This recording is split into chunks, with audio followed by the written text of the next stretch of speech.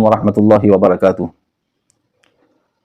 دوستو، آج کل سوشل میڈیا میں ایک آڈیو چل رہا ہے اور مسلسل میں 3-4 سال سے دیکھ رہا ہوں کہ رمضان ہی میں یہ آڈیو آتا ہے اور اس میں یہ عمل بتلایا گیا ہے کہ وتر کی نماز کے بعد 2 سجدے کرنا ہے۔ ایک سجدے میں 5 مرتبہ سبوح قدوس رب الملائکۃ والروح پڑھنا ہے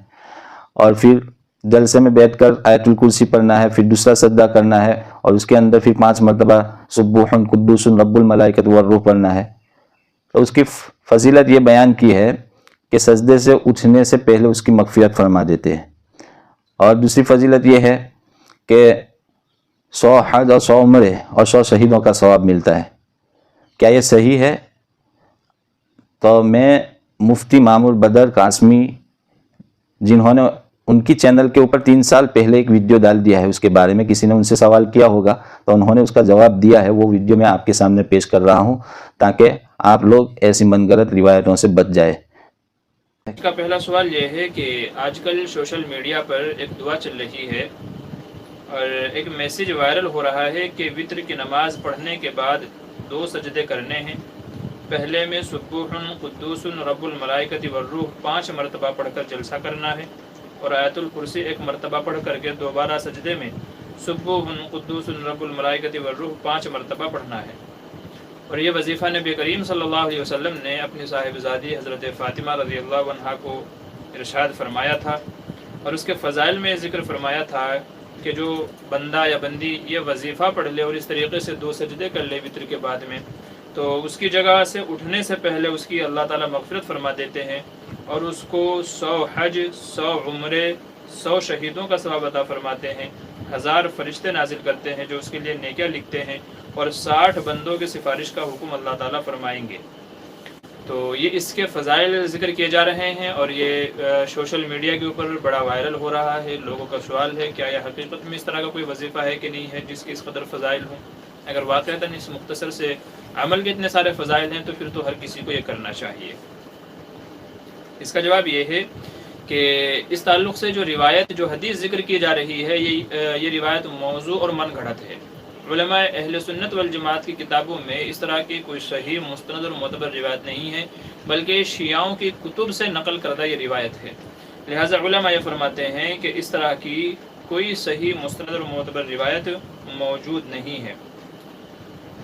چنانچہ علامہ حلبی اس کی تصریح کرتے ہوئے فرماتے ہیں کہ یہ حدیث من گھڑت ہے، فحدیث موضوع باطل لا اصل له، کہ یہ حدیث موضوع ہے، باطل ہے، اس کی کوئی اصل نہیں ہے۔ ولا يجوز العمل به، اور اس کے اوپر عمل کرنا جائز نہیں ہے۔ ولا نقله الا لبیان بطلانه، اور اس کو نقل کرنا، بیان کرنا بھی جائز نہیں ہے مگر یہ کہ اس کے باطل ہونے کو بیان کرے۔ آدمی اس کو بیان کرے تو یہ بتائے کہ بھئی یہ حدیث باطل ہے، تو اس کو صرف کہ من گھڑت ہے یہ بتانے کے لیے تو بیان کر سکتے ہیں، نہیں تو اس حدیث کو بتانے کی بھی اجازت نہیں ہے۔ وہ شان الاحادیث الموضوع، اور احادیث موضوع کی شان یہی ہے کہ علماء جب اس کو ذکر کرتے ہیں موضوع حدیث کو تو ساتھ میں بتاتے ہیں کہ بھئی یہ حدیث موضوع ہے، صرف اس لیے اس کا تذکرہ کیا جاتا ہے۔ اور آگے کہتے ہیں وَيَدُلُّ عَلَى وَضْعِهِ رَكَاكَتُهُ وَالْمُبَالَغَةُ الْغَيْرِ الْمُوَافَقَةِ لِلشَّرْعِ وَالْعَقْلِ فَإِنَّ الْأَجْرَ عَلَى قَدْرِ الْمَشَقَّةِ شَرْعًا وَعَقْلًا وَأَفْضَلُ الْأَعْمَالِ أَحْمَدُهَا۔ تو کہہ رہے ہیں کہ اس کے موضوع ہونے کی جو دلیل ہے، من گھڑت ہونے کی، وہ یہ ہے کہ اس میں اس طرح کے فضائل ذکر کیے گئے ہیں کہ اس طرح کے فضائل کسی اور دوسری جو صحیح روایت سے ثابت ہیں، جو عمل ہیں، ان پر اس طرح کے فضائل ذکر نہیں کیے گئے ہیں حدیث میں۔ تو کسی بھی حدیث کے موضوع اور من گھڑت ہونے کی دلیل یہ ہے کہ اس میں ایسے فضائل کا تذکرہ کیا جائے کہ جو شرعن اور نقلاً اور عقلاً، یعنی عقل میں بھی آدمی نہ سمجھ سکے کہ ایک چھوٹے سے عمل کے اتنے بڑے فضائل ہو سکتے ہیں یا اتنے اس کے ثوابات ہو سکتے ہیں۔ تو عقل بھی جس چیز کا انکار کر دے کہ یہ اس طرح کا معاملہ اور اتنا بڑا ثواب اس کا، تو یہ اس بات کی دلیل ہے کہ یہ حدیث کیا ہے، موضوع ہے۔ تو یہی کہہ رہے ہیں کہ اس کو جو ہے بیان کرنا، اس پر عمل کرنا کچھ بھی جائز نہیں ہے۔ چنانچہ فتاوی تاتارخانیہ، نزہۃ المجالس، خزینۃ الاسرار، غنیۃ المتملی، شرح منیۃ المصلی، حاشیۃ رد المحتال ابن عابدین الشامی، فتاوی دارالعلوم زکریہ، اور اس طرح کی بہت ساری کتب